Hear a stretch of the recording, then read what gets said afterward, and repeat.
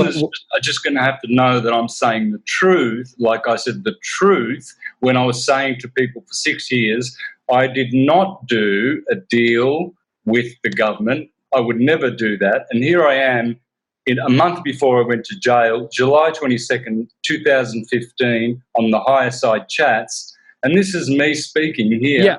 Yeah, I've seen it. I saw your multiple videos on it. So I will retract that statement that, okay, I don't think you it's possible that you did not take a deal, but everyone's still questioning why you've been so absolutely, just vile towards simple, good-natured people like Ruth Ramos or like Graham Hancock or all of you people, all of you, you including, you will have to admit, I gave you the password to my Facebook and you got so many followers from me. You were posting freaking nearly every second day. Every second post was yours. Then all of a sudden you started posting Christopher Lord's videos and calling me a shill, and then you started that lie, or at least you jumped on that lie. So, yes, you did attack my person. You did attack my public reputation. You did hurt my public reputation. You can't deny that. So, well, I have never personally called you names. I've never character assassinated you or defamed you or anything that you have done to me. I've simply addressed the points that the earth is not flat. Whatever Chris did in his first videos, Chris is extremely, I know Chris personally. I know you've spoken to him personally as well. He's one of the sweetest, nicest guys anybody will ever meet in their entire lives. He's genuine, he's authentic, but if people are uppity with him, he will do that right back. But he's always genuine at first. He never draws first blood unless somebody comes out and attacks him. So at first he was probably simply just addressing the reasons why the earth is not flat. And then all the ad hominems start getting thrown around from the flat earth side because it's a religious ideology and a personal ideology for them. And then they start acting up. And not only that, a lot of them are just not nice, not kind human beings. They get very nasty and very vicious. And it starts off that a lot of it is legitimate government disinfo troll sock puppet accounts for that, for things like QAnon, for things like all of these psyops that come along the way. And there's tons of sock puppet accounts that divide and conquer us. So they're the ones putting out ad hominem attacks and all that stuff. But Chris always sticks with the information first. Everything you just said is wrong. He attacked me out of nowhere. And no, he would do that. I did not attack him. I didn't even know he existed virtually. That's not true, Santos. You invited Chris onto your podcast a long time ago. You knew who he was. You know who he is. You enjoyed his work. We all did. His work is awesome. Everyone did not know him. Cullen, you said that he's nice until he's attacked. I never attacked him. He came out of nowhere with all these malicious videos. And then that's after you had already been on Facebook, and I sent him the post that you were making about him and us on Facebook, and he was simply doing videos about why the earth is not flat. Not personal videos until you started attacking him about his character and panty boys and pizza and naked boys and being gay and all of this stuff that you obsess over. And then Chris started addressing you directly after that. But the only thing is we never publicly defame you. We'll say things like, oh, this is dumb, or oh, this is stupid, or oh, you might be stupid, or oh, this and that. But we have never and will never say things like you have done a crime that we can't prove. And again, that's where I would say, it was speculation that none of us knew what happened to you in jail. What, did you get bribed, or what happened? Because that's kind of stuff is not out of the ordinary, and it's not an irrational thing to consider, because that happens. People take deals from the government in order to push disinformation, campaigns, and to divide and conquer the truth movement. It has happened countless times. It's been on the cover of Time magazine called the useful idiot, where they pay off people to do all sorts of it's happened before. So it's not out of reasoning to make those sort of speculative assumptions, or to simply ask the question. And I'm not the one who started that. Everyone else was also thinking the same thing. They were like, what happened in there? Did he, did they like put something in the food? And I the food itself that give you is shit. So that alone, and just the trauma and the stress of going to jail alone, is traumatic.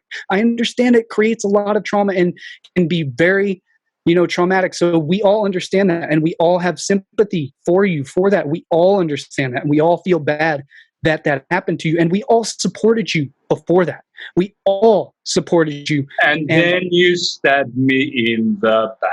No, that's not what happened. I've got all the screenshots of the timeline of all of that. Do you have this? Do you have the screenshots and the evidence where I came out first and started attacking you with verbal insults and all of that? No, you don't, because I didn't do that. That's not what happened. What happened is we all simply started saying that the Earth's not flat. What has happened to you? Why are you so adamant about this flat Earth thing? What the hell has happened? This was at the very beginning of the flat Earth movement. Most people weren't even aware of it yet at that time.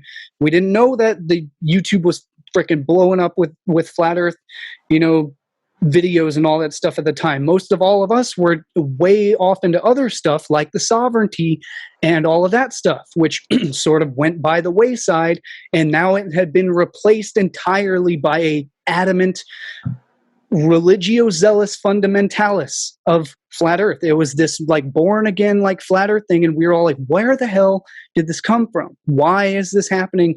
What changed between before you went in? And so, yes, I see now that you had talked about it on, Greg Carlwood thing, but that wasn't the only thing you were talking about. And somehow when you got out, that was the only thing that was being talked about. So we all had, and most of all of us are still going, what the hell changed in jail? And so we're wondering why and most importantly, we're wondering why is it so heinous and so vicious and so vile. Like it's the worst language I've ever heard come out of anybody's mouth. And yes, I know that you've been like that for a long time. It was probably even worse when you were a 30-year Jehovah's Witness. So it was probably even worse. And I know Australia is, you have very vulgar speech. Like it's the most, vulgar, speech that's out there. But it wasn't all the time. Like it was just random, occasionally here and there that it would come out. It wasn't like nonstop, consistently against everybody. Good people, Graham Hancock, Ruth Ramos, like the sweetest, just kind, gentle people, just going about their lives. And you would attack them for not being a flat earth. It's like, what did Graham Hancock ever do to you? He never attacked you. He doesn't even know who you are. And you came out and attacked him also. And Max Egan and everyone else. And on and on and on. Danny Wilton's never said anything about you. He's never said anything against you, and you attack him also. So it's not the fact that people came out and attacked you first. That's not what it is. It's you get pissed off about people saying that the Earth's not flat, and you're so ideologically attached to it that you take it as a personal attack when it's not. It's simply addressing the information, not an attack on someone's character. It's the information, it's not you. But flat earthers are so enveloped in their ideology that they take it that if the Earth was proven to not be flat, they would take it as a personal attack. They're like, I am flat Earth. Flat Earth is me. It's a sense of ideology. It's a religious dogma. It's a religion, and it is propped up mostly by religious dogma. The Vedas, the biblical Old Hebrew, Old Testament, this is all religious ideology. It's not of the objective science that we observe in nature. I want the facts. I don't want the religious texts. I don't care what anyone says. Hello everyone, my name is Cullen Smith. I'm a published author. Today I would like to introduce you all to my brand new published book, The Hive Mind Invasion of Civilization, a compendium of esoteric science, symbolism, and universal secrets. If you'd like to purchase this book, you can head over to my brand new website that I've set up at liftingtheveil.tv. and I will see all of you there. It's pretty objective when you look at this photo here. How is it possible to see Mauritius from Reunion, 140 miles away? This is a picture of an island that's 120 miles long. There should be curvature there. That's a straight line, that horizon. How is it possible to see Mauritius from Reunion? Can we have your answer, please? I don't know. I don't even know what the hell Mauritius is or Reunion. I am totally I have no. Two islands. I can't answer this question because I'm not familiar with it. It's not my. Okay, so they're just off the coast of Madagascar. They're two French-speaking islands, and they are 150 or 140 miles away from each other, and they can see each other all the time. There should be 6,000 to 7,000 miles of drop, and yet you can see that island standing up to your eye level. Okay, well, in my friend Noah's full 4.5-hour Flat Earth debunking every single one of these points, we explain fully the actual math for spherical trigonometry that can explain everything that we observe in nature and can clearly show the curvature as well. We can show. So let me see. There's no curvature here. There's none. I guarantee you, it's just like every other point. You're simply just misunderstanding what it is and misrepresenting what it is that we're actually seeing there. You can't misrepresent what the camera gets. How can the sun? Have a look at this. There's your sun. Yeah, but you can misinterpret and misrepresent what the camera is picking up there. You know, because I know for a fact that you don't actually fully understand what it is that you're observing there. You're just trusting what somebody else has told you it is. Are you watching this sun in the clouds? No, not right now. I'm trying to look up the timestamp for where we actually address these points specifically in the video. Well, I hope my audience can see it, because there is the sun sitting just on top of the clouds. Okay, so you're saying that's the sun sitting on top of the clouds. Yeah, see, that's another effect that's not filmed with a solar filter. That's an effect that is caused. It's an optical illusion that is caused by any time an object, the brightness of the sun is so bright that it looks like objects are behind the sun or it's sitting on top of it. That's not the case. It is going down beneath the horizon, and that's the reflection of the sunlight off of the precipitation in the clouds. But the horizon is way, way behind it. You can see clearly the horizon's 1,000 miles. If they had filmed that with a solar filter, it would look entirely different. You would not see any clouds in that footage. You would see only the outline of the sun. You can see the horizon. Because way behind it. Okay. So let us return back to. I'll show you with your own eyes. Let me do a screen share of the solar filter so I can finish making this point about why it looks like the sun is beneath the clouds or going underneath the clouds and all that stuff. It's because it's not filmed with a solar filter. It's filmed with an iPhone camera from inside so let me screen share real quick. Share sound, share screen. So let me finish making this one point. I'll try not to take too much time on it because there's numerous other points that we can because the light flare is obscuring the actual. What happened?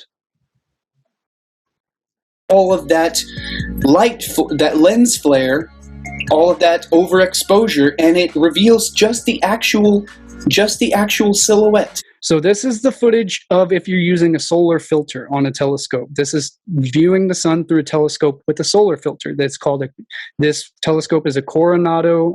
This is Wolfie's footage on his channel, Wolfie 60. The actual size of the sun itself.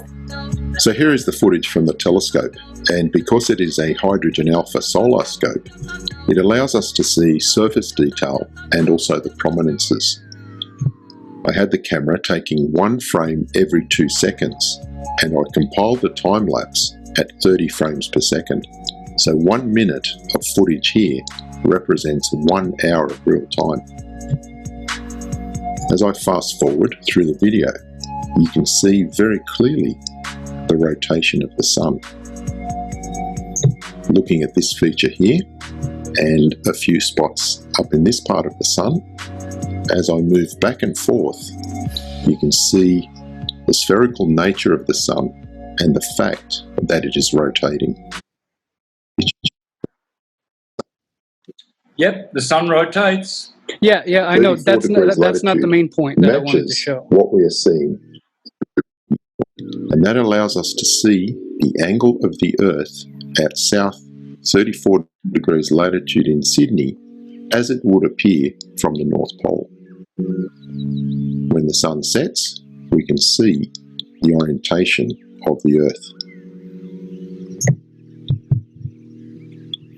So this is time-lapse we're seeing right here in this frame. This is time-lapse footage of the sun filmed through a telescope using a Coronado solar filter and a solar telescope. It's meant to film and photograph the sun. And this right here, this is the moment where the sun goes beneath the horizon. It's using an equatorial mount. So this would be north. This is the north. This is the top of the sun up here. This is the horizon, this angle right here, because the telescope is angled at the same axis as the Earth's rotation. So this is the sun actually setting beneath the horizon right there. So we can see clearly using a solar filter that the sun does not vanish off in the distance and it gets smaller and smaller, nor does it stay above the horizon 24 hours a day. It clearly, observably, objectively, you can look up any sunset time-lapse GIF on the internet. Don't cherry pick, look up the ones that disagree with that will clearly show that the sun stays the same size all day long as it sets beneath the horizon. And then you can prove that it went beyond the horizon because you can take a drone, you can raise it up, which he also did this in the same video. He filmed it from a drone and watch the sun as it sets beneath the horizon. And then you can raise the altitude of the drone to way up high and voila, it reveals the sun again. And then you can watch it as it sets beneath the horizon even further, because the higher you are up, the more you can see over the horizon. So you can watch the sunset multiple times. And that's how we know that it's not staying above, circling the flat Earth, that it's not disappearing off in the horizon, that it's not above the horizon 24 hours a day. It sets beneath the horizon of the Earth. Now you could say that, oh, well, the Earth is flat and the sun somehow goes beneath the flat Earth and then somehow comes back up above the flat Earth. But you could say that you could maybe try to argue that, but then we could debunk that a million different ways till Sunday. But what it does not do is it does not circle above the flat Earth. So we can. Hang on a minute. We just saw it circling. If the sun wasn't circling in that little video that we just saw of the time lapse 5 times, if you get a globe in a dark room and you get a light source over there, and you tilt the globe at 23.5 degrees, first of all, here's a question for you. That guy was filming at the Arctic Circle. How many degrees latitude do you think he was at? I have no idea. We have no idea. We would have to ask the guy who filmed the footage. Well, let's not make assumptions and draw false conclusions based on things we don't know. Let's use things we do know. Well, for a start, if the Earth is tilted at 23.5 degrees, you can do this experiment in your own room. You have a light source over there, and you turn that globe around. It will be, because it's only at a tilt of 23.5 degrees, when the Earth is tilted that way against the source of light, it will be pitch black. But you didn't see any of that. You saw continuous light, continuous light. If the Earth is tilted at 23.5 degrees, there would be darkness, day, darkness. You can do this in your own room. You'd have to tilt the Earth so much, much, much more for there to be a 24-hour sun, unless that guy was right at the North Pole, unless he was within 23.5 degrees of the North Pole, which is highly unlikely because no one goes that far. No one, not even air flights. They don't go anywhere near the North Pole because it's a magnetic mountain. It's a vortex. It's in another reality. It's where the aurora borealis happens, and they don't go anywhere near that. That's why you never see anyone. That's not true. When I was a little boy, there were hundreds of explorers that went to the North Pole and stuck their flag in there. Why don't we just get a drone now? Why don't we tomorrow get some rich guy who's got $100,000, got a big drone, get him to fly his drone over the North Pole where all those flags are, and let's see that the North Pole rotate. Let's see the globies do that, because they always want us to show the edge. Why don't you show us the edge? Okay. Why don't you show us the edge? Why don't we go to the South Pole and the North Pole and watch the globe turn? Because there's none of that. It's never happened in history. Well, watch this. Is the screen still sharing? Watch this real quick. It's not it's a short clip. Between Friday afternoon and Sunday evening. This will be a weekend to remember. In 1970, I forget what year, 1970 something, Flight 50 was the first flight to circumnavigate the globe from over the North Pole, over the South Pole, and all the way back. It, instead of circumnavigating the globe horizontally across the equator, it went above the North Pole and over the South Pole as well. And and by the way, and it's the only time in history that it's ever happened? No, that happens numerous times. There are still I think there's still commercial flights to this day. There's still commercial flights that go directly over the North Pole all the time. It's not as common going over the South Pole because it's extremely treacherous. Most flights, they usually don't want to go over huge bodies of water if they can avoid it. So they go other ways, but there are still flights that go over the South Pole. But there's flights... Do you know what Encyclopedia Britannica in 1958 said? They said they went to Antarctica and they went all the way around, and they found that the dome was 13,000 meters high at Antarctica. They call it the firmament, the dome, the vault. They said it is 13,000 miles high and they can't penetrate that dome. What? Encyclopedia Britannica. They must be so stupid. That. Not a very scientific book, is it? Well, you would have to show me. But first, I want to show you this clip right here. The first leg of the flight will take them on a north-northeast course over Oregon. If I could play this on like 2 times speed, I would, but I have to just play normal speed. And Western Canada, across the Arctic Circle, and over the North Pole. Then they'll head south, fly east of Greenland and Iceland, over the coast of Norway, and on to England. From London, Flight 50 heads almost due south, here we go. over France and the Mediterranean, across Algeria and the Sahara Desert, and then down the entire length of the African continent to the southern tip, and Cape Town, South Africa. The flight will take 11 hours and 6 minutes, one of 7 speed records set by Flight 50. Interesting leg of the trip, 7,550 miles across the South Atlantic and the frozen expanses of Antarctica, over the South Pole, then across the South Pacific to Auckland, New Zealand. It's the first time any plane has flown this route. Another first. The route for the final leg will be all over water. It will pass west of Tahiti, then cross the vast Central Pacific, fly east of the Hawaiian Islands, and finally land at San Francisco, completing its circle of the globe. And he covers. So there's the first commercial flight that took a full plane full of full passengers over the North Pole. Where's the North Pole? What I'm saying is, why don't we get Elon Musk, because his car can go anywhere, why don't we get it just to land on the North Pole, have 4 cameras there, 2 flat earthers and 2 globies, so that we can have fairness.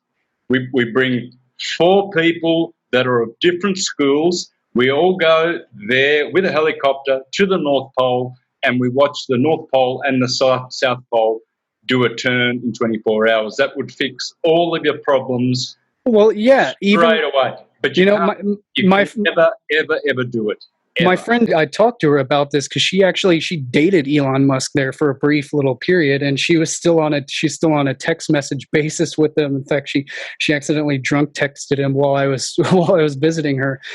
So I tried to convince her. I was like, see if first of all, I was like, send him some of my information about my Inoculum of Truth COVID documentary, see what he has to say about any of that stuff. And then I was like, okay, well, if the Earth's flat, because she's a hardcore flat earther too, and we couldn't even talk about this because, like, if I tried to talk about this like I'm talking about it with you, like, she would get so pissed at me. She would say, your tone of voice is violent. I'm like, I'm just trying to explain facts. It's not, facts aren't violent.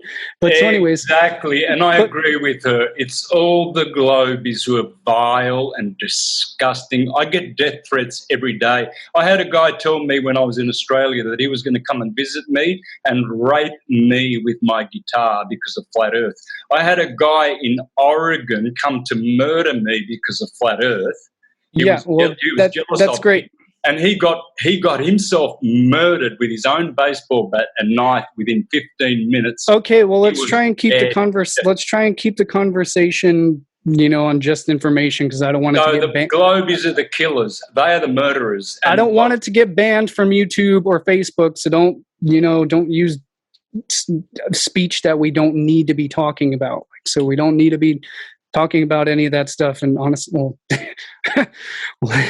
so I don't know. Since you're smoking, I guess we can't put this on YouTube anyways now. But why? I'm only smoking because you're not allowed to smoke or drink on YouTube. It's a bad example for children, and you're not allowed to do that on. It's basic YouTube rules. Everybody knows this. It'll get the video banned or demonetized, or probably even maybe even stricken down for community guidelines violations. This is just basic stuff we can't do, unfortunately. But yeah. So anyways, back to the information. Yeah, so there's commercial so we wouldn't need to do that. We could just simply have what they're already doing, which is there's Elon Musk and what's his face, the Virgin Mobile guy. They're already doing commercial space flights where people can pay money for a ticket to fly a rocket into space, view the Earth from space. So now so if flat earthers want to, they can pool all their money together. They can buy themselves a ticket on a rocket to view the Earth from space. So we're now in the era where we no longer have to be like, oh, we can't ever see the Earth from space. There's no photos of the Earth from space. That's bullshit. It's always been bullshit. It's a myth. It's totally easily debunked. Anybody now, if you've got enough money, can fly into space and view the Earth for yourself.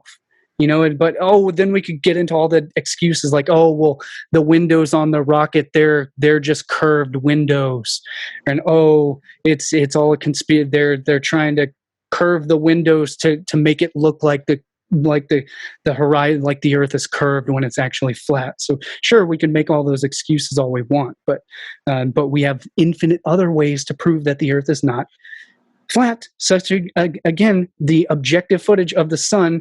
So let's be scientific about it. Let's not cherry pick one single example of the footage from the North Pole. Let's look at all the footage that's out there of the sun setting beneath the horizon, where you can't make these misconceptions and misrepresentations. If it's true, it will always be it can easily be proven from every angle. The truth fears no investigation. If something is true in nature, it can always be repeatable from anywhere on the globe, and it will explain itself from all the different aspects. So let's not cherry pick one example from the North Pole. Let's look at any example of the sunset footage of sun setting beneath the horizon. So objectively false. That's objectively not the case. Because if you take it, so this is the thing, the sun does not circle around above our heads and then go off out into the distance. It doesn't do that because you can take an equatorial mount on a telescope. What that is, he explains it fully in his videos much better than I can explain it here without all the tools to actually show you with your own eyes. But an equatorial mount uses a singular axis to track any celestial object. You can set it to track the moon. So this is a real model of what the sun actually does in nature from our observation point on the Earth. And sure, it shows a flat plane here, but that's just a representation of our position on the Earth. And this is what what we actually observe in reality. The sun goes at an angle and an arc above our heads, directly above our heads at high noon, where there's no shadow, and then it goes down and it goes beneath the horizon, and it goes beneath the horizon, it comes back up. That's what we objectively observe in nature. It doesn't circle around us all day long, never setting below the horizon. Because again, we could use a telescope from one side of the flat Earth and view the sun above the horizon on the other side of the flat Earth. And we can't use the excuse that, oh, well, the telescope is obscured by the hydrogen atoms in the atmosphere. It doesn't do that. A telescope is powerful enough to view all the way to the other side of the flat Earth if the Earth was flat. It's a lame excuse. But so anyways, let's continue to watch the sun set. To track any certain star. You can use it to track There's the a sun. single footage of the sun setting beneath the horizon that's clearly not getting smaller. It's observably not vanishing off above. You can bring that sun straight back up with a zoom.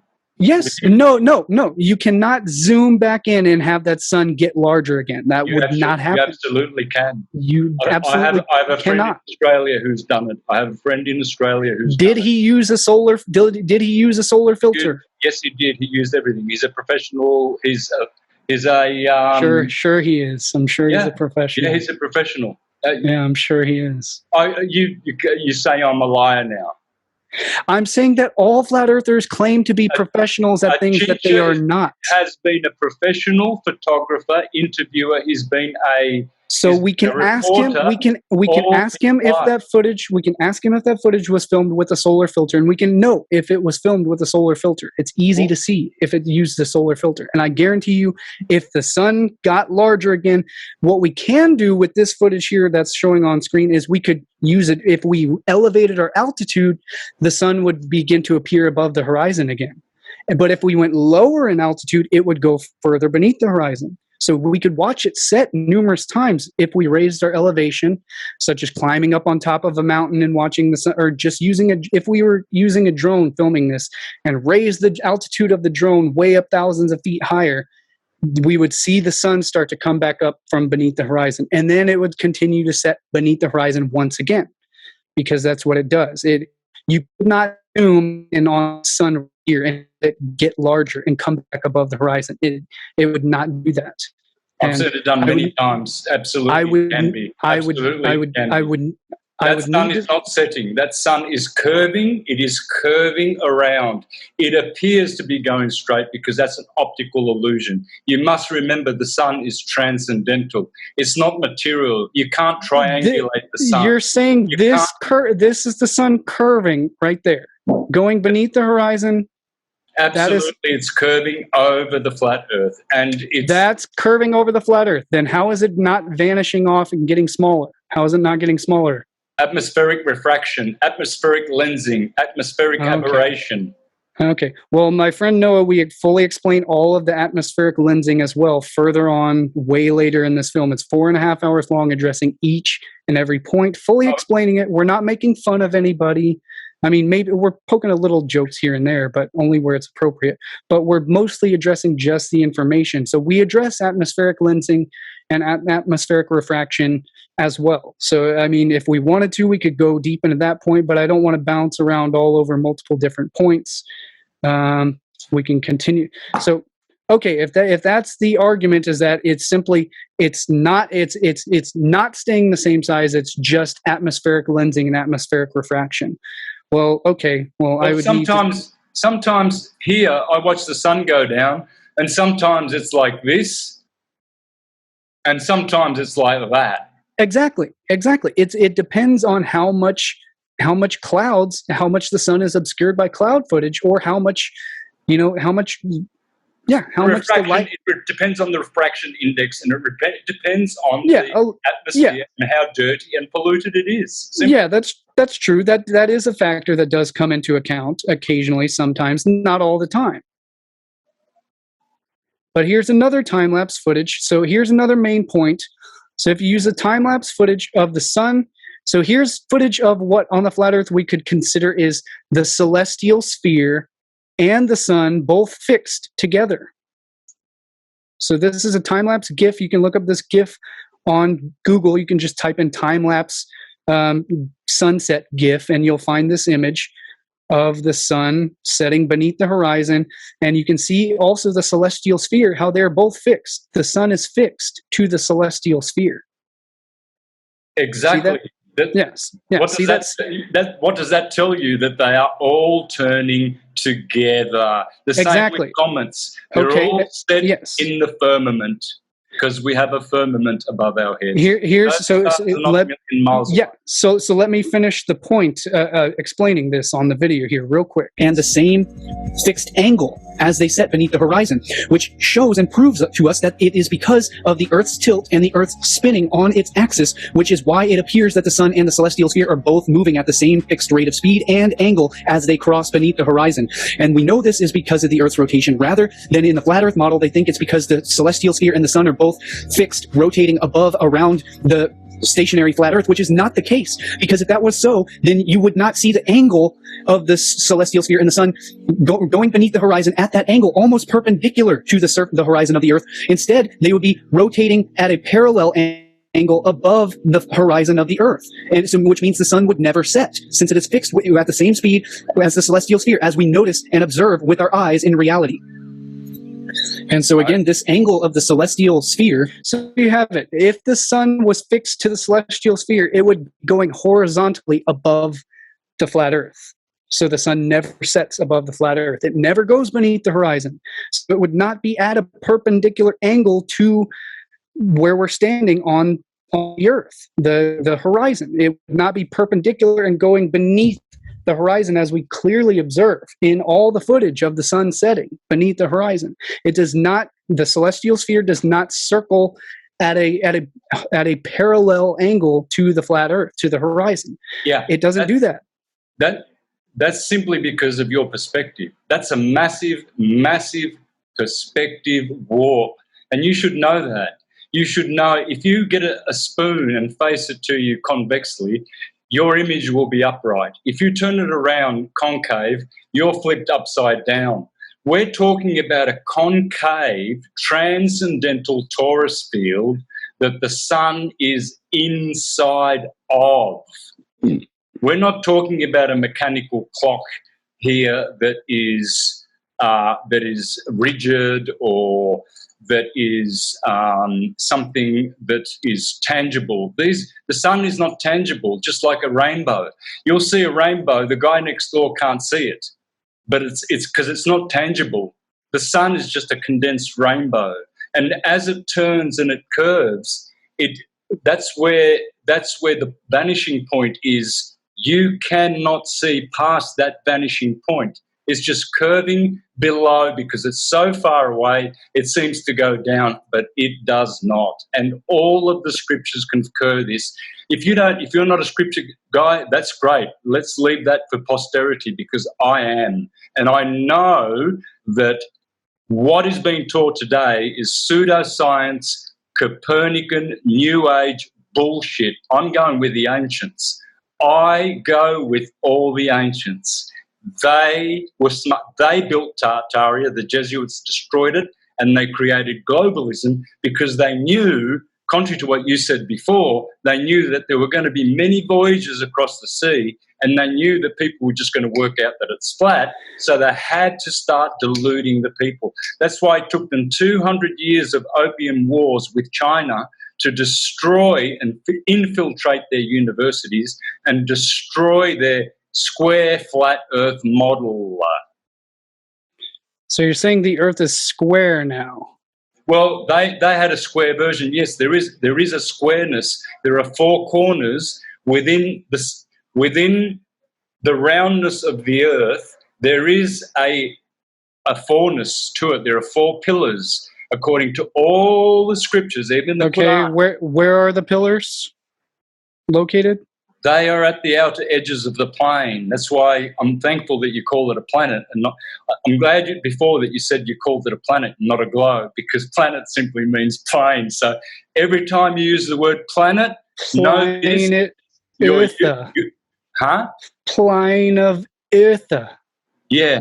Planet of Eartha, the planet of inertia, which is the only place in which a torus field in matter can happen on the plane of inertia. If you don't know that, you haven't been watching enough of Schallberger, Steinmetz, Ken Wheeler, and you don't know anything about magnetism. Except we can in a torus field, the only place where matter can happen is on the plane of inertia, which is the inertia Earth, planet of Earth. Yeah.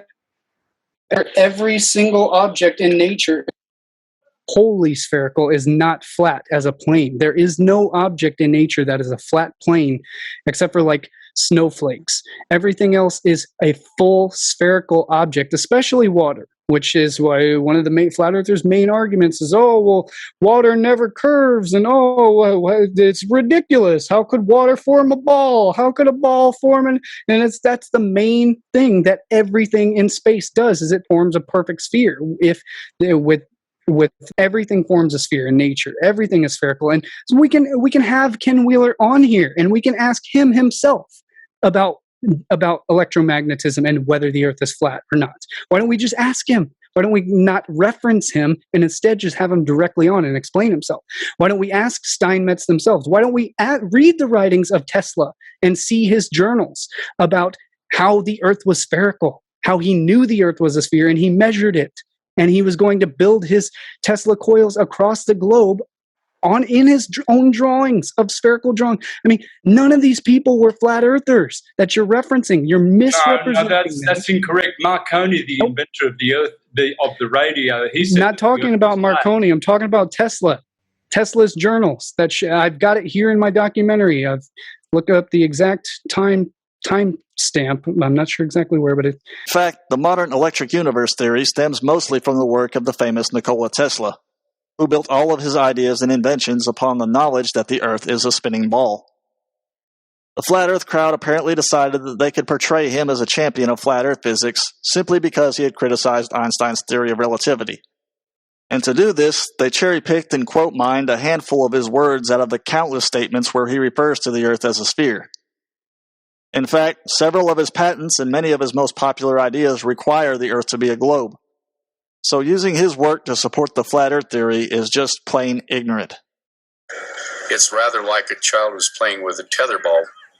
Tesla was so creative. He envisioned using his power transmitter to spank the ball, put a great big ball of electricity, by analogy, a pulse of electricity, in the ionosphere, and it would very weakly distribute itself all the way around the world. And when it came around the other side, just at the right moment, he would spank it again with another pulse of electricity, and he'd keep doing this until the accumulated energy was so great that it would be a resource to be pulled back out of the sky by a proper antenna.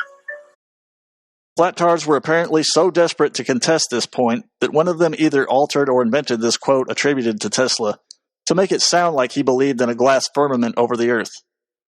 The very last sentence here seems to be completely made up, because it doesn't fit in with the rest of the quote, and no one has been able to cite an actual source where Tesla said it. They did something similar with a quote that they attributed to Einstein, but actually came from Stuart Chase. And if you read the rest of the quote, you'll see that he was actually being a bit sarcastic, because all of these statements are false. Heavy bodies do not fall faster than light bodies, due to the laws of inertia. And boats made of iron obviously can float, due to the laws of buoyancy. What Einstein actually did say about common sense is that it's a collection of prejudices acquired by age 18. Both of these quotes are basically telling us that so-called common sense and our physical senses can sometimes lead us to the wrong conclusion. I'm sure Galileo would agree. The flat earth method of investigation, on the other hand, tells us to ignore logic and reason and to only trust our physical senses. Here somewhere Marconi and Pierluigi Ghina have proven that the Earth is flat with their experiments. They've proven it. I've made a video on it. You can see my video with Pierluigi Ghina on my YouTube channel, folks, where he proves that the Earth is stationary in his laboratory. Have a look at this sun. Can you see? Can you see this sun? How different is this to the sun you showed us before? Why is this sun different? What about it? Can you see the hydrogen being poured into it? You were showing pictures of the sun before. It looked rather CGI. This what looked 100% CGI. Now, if anything, that one looks CGI. This is actually real footage, dude. Okay, where is it from? See, there went a bird flying in front of it. So that proved nothing. That's again, that looks like it's filmed with a solar filter, as opposed to well, actually, no, that's not a solar filter. But yeah, what you're seeing is the atmosphere around the edge of the sun. So I mean, so what? What about it? You're seeing the hydrogen pouring into the sun because it's a hydrogen portal. The sun is hydrogen. Yeah, so your filter sun there. I mean, it doesn't match up to this. One of them, either one's wrong. Either this one or yours is wrong. Yeah, mine's not wrong because anyone can do it. And Wolfie showed the footage I showed you is from Wolfie's footage of the sun filming with the Coronado telescope with the solar filter on it. I mean, again, I can go back and show you. I can show you the exact. Anyone can do it for themselves. And I encourage all flat earthers, buy a Coronado Hydrogen Alpha telescope and buy a solar filter and do it yourself live on screen. Show it. You know, take Wolfie up on his channel. He even offers to buy you guys the tools to do these experiments yourself. He's very well off. He's a commercial pilot. He buys all of these toys, all these technological tools. He buys tons of drones. He buys tons of telescopes. He buys all this software, and he offers to buy you guys expensive cameras, expensive telescopes, and he will let you do the experiments for yourself. You can do this for yourself. I mean, anyone can do it. This is the photo of the Earth, Cullen. That's thousands and thousands. That looks pretty CGI to me. That's a photo, brother. That's not a CGI. We don't do CGIs here. I'll show you the globe CGI. Yeah, but here's the thing, Santos. Those photos there. CGI to you? Those photos, those are actually photoshopped. They're photoshopped to make the horizon flat. Yes, they are, and I've proven that. I can show you. This is a picture from my friend. My friend took this picture from Australia, from Queensland. Sorry, brother. With what? A balloon? A weather balloon? What about these Bolivian salt flats? 400 square miles of flat. 4,000 square miles. 4,000 square. That photo is depicting 4,000 square miles. They know that the Bolivian. That is a very limited. So I mean, currently I'm on a guide strike on YouTube because someone flagged another one of my videos that had already been removed. I just got my channel back up. It had been deleted for the past 4 months, so I won't be able to upload until maybe sometime next week. And then I'm going to upload this full 4.5 hour flat Earth video that goes through every single one of the points, and that's the video that I'm referencing here on showing you the points on the screen. Can you see those clouds hundreds of miles away? Can you see the gap in between them? Can you see how far that lake goes? 4,000 square miles. This is a fact that this lake is 4,000 miles square and it's 100% flat. They call it the mirror of the Earth. Impossible on a globe. Totally. It's not impossible. It's not impossible on a globe. See, the way we know this is called geodatic surveying. There are no flat Earth geodatic surveyors in the community. There are some flat Earth surveyors. That's true. My friend Jesse Kolazowski, he is a geodatic surveyor. He has a channel and he addresses all these things on his channel. He shows all the manuals that account for geodatic surveying, how they measure the curvature of the Earth in their surveys. But there's two different types of surveyors. Not all surveyors. So there are flat plane surveyors and those are the ones that the flat earthers are, because they aren't geodatic surveyors. They're not the ones that take into account the curvature of the Earth in their surveying of the land. So we could survey those salt flats and show with objective measurements using a tool called a theodolite. A theodolite uses a plumb line, which is basically, it's the Earth's center of gravity. You basically let a string hang down like a pendulum, and that is the direct center of gravity. And then you align your theodolite directly to the line of, is it the line? I don't think it's the line of sight. I think that's a misnomer. I'm not sure. It is over my head. It's way too complicated for me. I don't pretend to know about that stuff, but I refer directly to them. I refer directly to him. But they take into account and they show the measurements of the curvature of the Earth. We can see this with our own eyes. I mean, I could show you the footage with our own eyes, the curvature of. I mean, but I was just about to get into. Let me just show real quick this quick clip from Rev. How is it possible, if you can see this, how is it possible to see 7 states of the US from one position?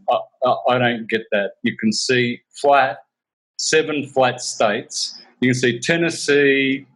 You can see Kentucky. RC Dakota? No, what's that? RC. That's South North Carolina, Georgia, North, Alabama. What? North Carolina? Okay. South Carolina, Georgia, Alabama. How is that possible? I mean, how is that possible on the globe? It's just not possible. There's your proof. Look how flat that horizon is. It should be curving. It should be curving horizontally. Okay, let me show you. Well, first, I want to show you this clip of the revelation of the pyramids about the ancients' knowledge in the great, encoded into the mathematics of the Great Pyramid, how they accounted directly for all the measurements of the Earth. So let me share. This clip is not very long. It's less than a minute long, I believe. It's very short. Dude, I used to read Peter Le Mesurier on the Great Pyramid and all of his ways of calculating that it was a symbol of the globe Earth. And Peter Le Mesurier is totally delusional. He makes me laugh. Yeah, well, there are ancient, such as Agatharchides, and who back in thousands of years ago, who knew the spherical measurements encoded in the Great Pyramid of Giza, as they documented in the Revelations of Agatharchides, thousands of years ago. This was far predating the Jesuit order, Pythagoras. It was even the Eratosthenes, or maybe it was after the Eratosthenes. But ancient Greeks knew about the spherical Earth because they got this information directly from the Egyptians themselves, who got it from the global civilization, who built all of these sacred sites all over the globe, and they aligned the sacred sites, aligned according to the spherical globe model. So let me share this real quick. Screen share. No, they actually didn't. But well, let me show you, and we can see the information, and then we'll comment on it. Let me change the playback speed to a little bit slower. Speed.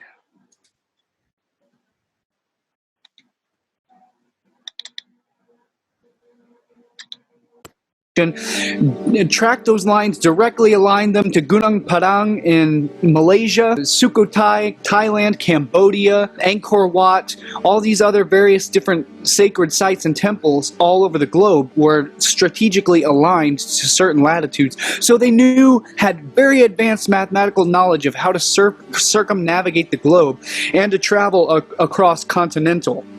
So there were a select few people who knew how to do that, and this was probably a much more advanced civilization, predating all of this cosmology that we're talking about in the stories of the primordial turtle, the cosmic turtle, and the flat Earth, and all of that stuff. Because none of this was actually a flat Earth cosmology. That is just very recent, in recent time. And between Mahengo Dara and Easter Island.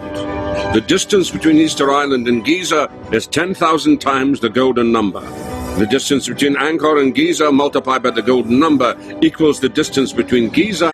And so briefly, just to explain this is well documented in modern geodesy and in modern global flight plans. In the hand manuals, it's I forget, Noah talks about it later on, but I forget what it's called exactly. I think it's called a spherical triangle. I think that's what it's called in geometry and geodesy. It's a spherical triangle. That's how they measure different points on the globe, and that's how they measure their flight plans as well. But let's continue with Nazca. And the Giza-Nazca distance multiplied by the golden number equals the Nazca-Angkor distance.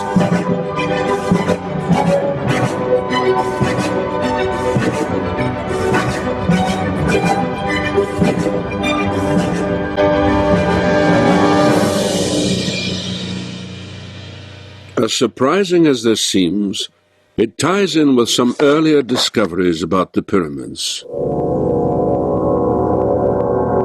In the 20th century, an astronomer and priest, Moreau, showed the meridian. So in the 20th century, so in the early 1900s, Moreau, astronomer priest, he's the one that, I don't know if he's the first one, but I doubt he's probably the first one. He probably got this from somewhere older, about the measurements of how the Great Pyramid is smack center of the landmass on the globe. It's the center of all the Earth's landmass. Using these measurements, passing through the Great Pyramid divided the land of the Earth into two equal surfaces, making Giza the central point on the planet. 20 centuries before him, Agatharchides argued that the Great Pyramid was the geographic reflection of the Earth.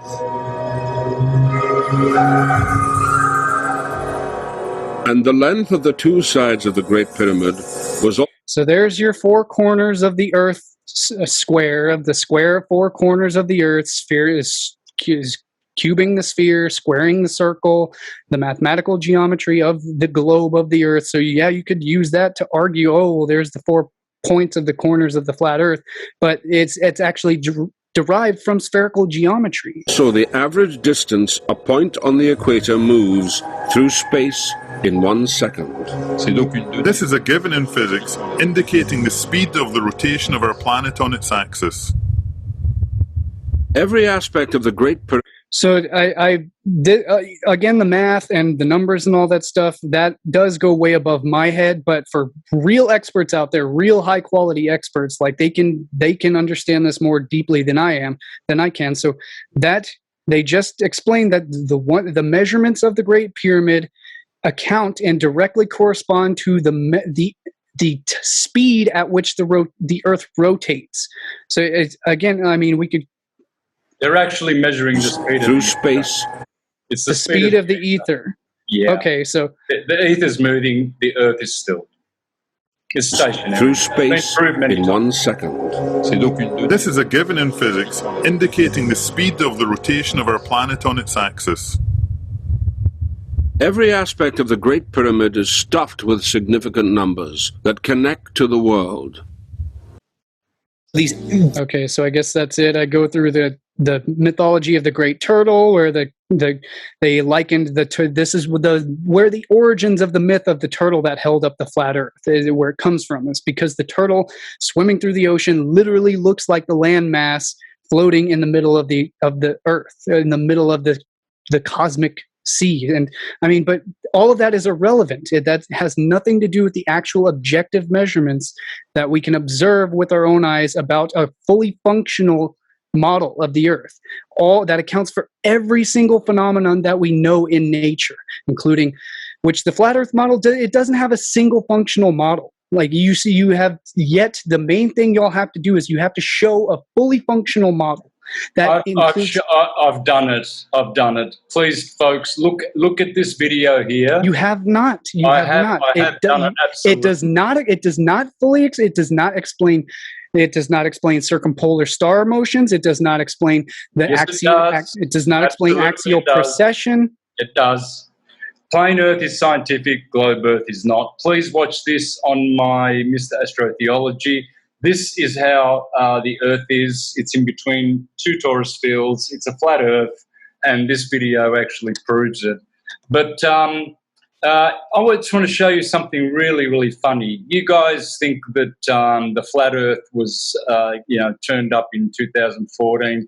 In fact, comedians and famous people like Reggie Watts, they were making fun about this in 2000. This is 2012, but it was earlier than this that he gave a TED talk, and this is what he said. Of our non-understanding and our partial understanding to the networks of which we all draw our source and conclusions from. So, as I say before the last piece, feel not as though it is a sphere we live on, rather an infinite plane which has the illusion of leading yourself back to the point of origin. So here's that proves it. That proves it. That's pure science right there. That is science. Yeah. So you guys think that we just turned up in 2014 with Eric Dubay. You did. The flat earth has never, ever disappeared from the minds of men. In fact, it started with the Jesuits back in the 1500s with the flat earth, the myth of the flat earth. It was well known that everyone before that knew the earth was a sphere. No. Look, hang on a minute. Since at least the ancient Greeks, the Eratosthenes, we knew the earth was a sphere, and we had advanced geometric mathematics to prove that. And all of the ancient sites, there was an amazing documentary. I can't remember the title of it. I think it was on Spark channel. It was like something like that. Have a look at this. Pope Paul III Farnese, founder of the Jesuit. There it is. Alessandro Farnese. Pope Paul III, and here's Copernicus. Pope Paul was a significant patron of artists including Michelangelo, and it is to him that Nicholas Copernicus dedicated his heliocentric treatise. This is when the Copernican revolution began. It's all Jesuit. This proves that this Jesuit Pope who founded with Ignatius Loyola and the Borgia family, they funded Copernicus and just made the globe psyop. There it is right in Wikipedia. I mean, you don't have to do a lot of homework. It's right there. The globe is the Jesuit lie. Now, I'm going to leave. We're going to have to close off because we've done 2 hours. We can do another one another time. But sure. We can do this anytime. And that's what I've been trying to do for the whole past 6 years is we can do this anytime. Like, it doesn't have to be this freaking battle, and especially not public defamation. Like, this is all I've ever wanted to do is simply actually show and discuss. And the more people we have like in these sessions, the better it is, because the more points and discourse there is to go back and forth, and the more we can discuss this stuff, which is all I've ever wanted to do. Like, I'm not sitting out here trying to attack anybody like everyone thinks that I have or anyone else has been. I don't do that. I want the evidence. I want to talk about this stuff. I want to show the actual evidence. We can do this as many times as necessary. We should do it often, until this whole thing is squashed. Look, I know a lot of people who have done quite the opposite to what you've said, Cullen. It's not me, and it's not anyone that I know. Well, you ridiculed me for many years. You let that lie go on and on and on and on, and I just disproved it, proving that I was a flat earther. Early 2015, I can prove it, and there's other videos that I've done which I'm uncovering to prove it. Yes. Okay, I will concede that point that yes, I made a misperception, and I'm not the only one. Everyone else also thought that you were, because all your old presentations include stuff that has nothing to do with flat Earth. All your old presentations do not fit in with the flat Earth model. Nothing about any of the old astrotheology presentations you did fit with the flat Earth model. Everyone else agrees with that, and so we all wondered what the hell happened to your personality, why you started attacking us after all of that. Totally and utterly wrong. Everything I've done stands up to the flat Earth. In fact, I was using the correct Ptolemaic. If you go to my very, very first presentation, go back to the 8th of August 2011, watch that, and you will see me using the flat Earth model, but using Copernican explanations to explain the flat Earth model. I was always using the flat Earth model from day go. So I'll leave you guys with this. Mirror why I'm a flat earther. 37 must-see experiments. Please watch this on Flat Earth Archive, and you can make one more comment before we dismiss the show. Cullen. Yeah, I don't have anything else to say. I don't Well, have you got a video for someone to do some more homework? Because I just gave someone some homework to do. Yeah. There's a website that I would recommend called flatearth.t. Is it TS or TW? Flatearth. TS or TW. All right, guys. So all you guys listening, make notes of this and please do this research. I've seen most of these videos that Cullen's talking about. I know how to explain them on the flat Earth model, and I do have a model. It's the Ptolemaic model. I've never ever departed from that model. Never ever have I departed from the astrological model, which says the Earth is at the bottom, then Moon, Mercury, Venus, Sun, Saturn, Mars, the firmament, the crystalline sea, and the primum mobile. And that's what you see, the blue sky above you. That's the dome over the Earth, folks. Otherwise, it wouldn't be blue. It would be black. It would be pitch black if it was space, but it's not. It's the actual firmament. Yeah, except it's pitch black at night. Yeah, because there's no light. But when the sun hits all of the noble gases during the day, it shows its true color, which is the copper cobalt, or iron oxide, or copper oxide. Cobalt or copper oxide. That's what it's made of.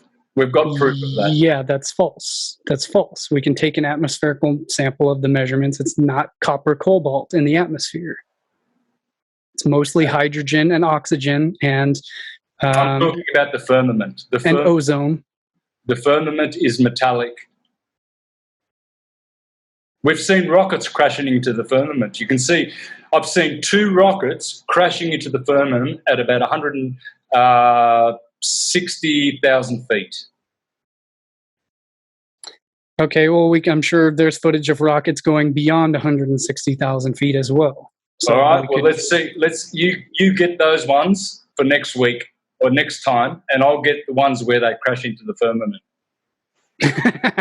Okay, all right. And again, I would tell everybody to go to subscribe to Wolfie 6020 on YouTube. He's the Royal Australian Air Force ex-military rescue pilot, and still a current licensed commercial pilot, still doing regular videos every week, weekly, showing all of this stuff live from his cockpit. You can ask him any questions. You can challenge him all you want. And he's one of the nicest, I don't want to say nice because I hate using that word. He's one of the most polite, kindest, and respectable, competent professionals that, I mean, he's a true upstanding guy. You know, like he's as kind and polite as they come. So he will treat you with respect. He will address all of your questions and concerns on camera. So I encourage everybody, just all flat earthers, to subscribe to him, leave him all your questions and comments, do whatever you want. He will fully respond to everything any concerns that you have. So I will just leave it with that. All right. So yeah, good discussion. Let's do it again. Alrighty. See you next time. All right. Bye. Okay. Bye-bye.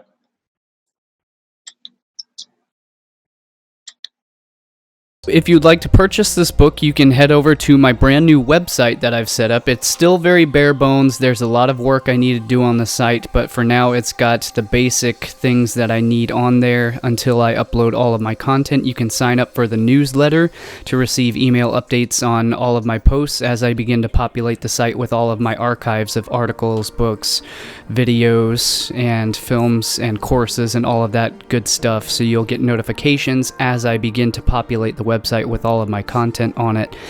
So that's a good reason to sign up right now, even though there's no content on it yet. But you can pick up my books there. I've got my Hive Mind book. I've also got a couple other titles that I've released which are just study aids. They are journals such as Divine Manifestations, a dream journal to log your dream and awakening experiences and to highlight any insights or intuitions that may come to you along your process of growth and exploration of all of this content.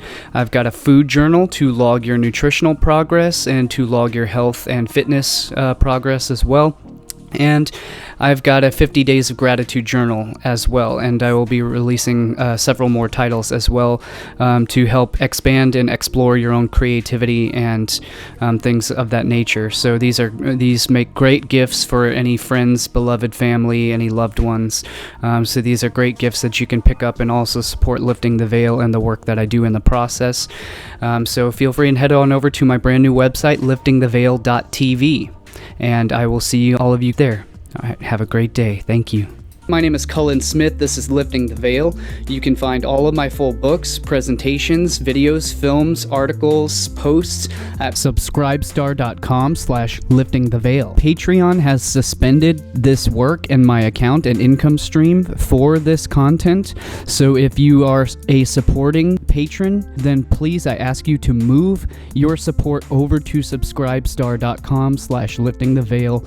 And I have just established a completely free, uncensored, totally free speech social media platform that replaces Facebook, Twitter, YouTube, every other platform all in one on liftingtheveil.locals.com. You can download the Locals app and you can join our group and have totally free speech and totally uncensored, unrestricted content access.